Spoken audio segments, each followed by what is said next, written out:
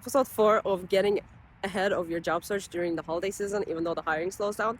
One thing that you can spend this time to do is to make sure that you're perfecting your technical interview skills. For LeetCode style problems, this probably means being able to do easies in 20 minutes and being able to do mediums at around like 30 minutes. And also don't forget about being comfortable in a language.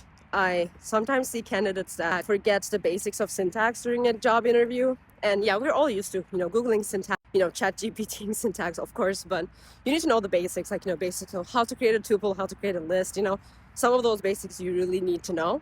And doing LeetCode without ChatGPT or Googling will help you with that already. Yeah, so I would say focus on the LeetCode stuff. And also don't forget that there's a whole practice of getting good at interviewing. Make sure that you're able to articulate your thoughts as you're solving a problem. If you need some time to think, make sure that you're comfortable asking an interviewer, like, hey, I need to think about this for a little bit. Can I take like a minute to think about this and I'll let you know when I'm back? Be really comfortable articulating your thoughts. Another thing is try to be comfortable getting feedback too, because sometimes if you go down the wrong path, they will tell you that maybe you should consider something else.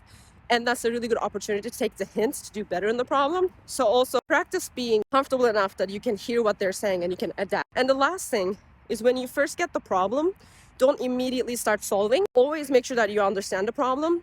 It's a good idea. Always ask clarification questions about the problem and write a few examples and walk through them and make sure that the interviewer and you agree on what the right problem definition is. Sometimes you will actually get red flag or is starting to immediately code, because that kind of signals that you're not going to be good at clarifying requirements and stuff like that. So make sure that not only are you study LeetCode, but also study how to actually carry out the interview.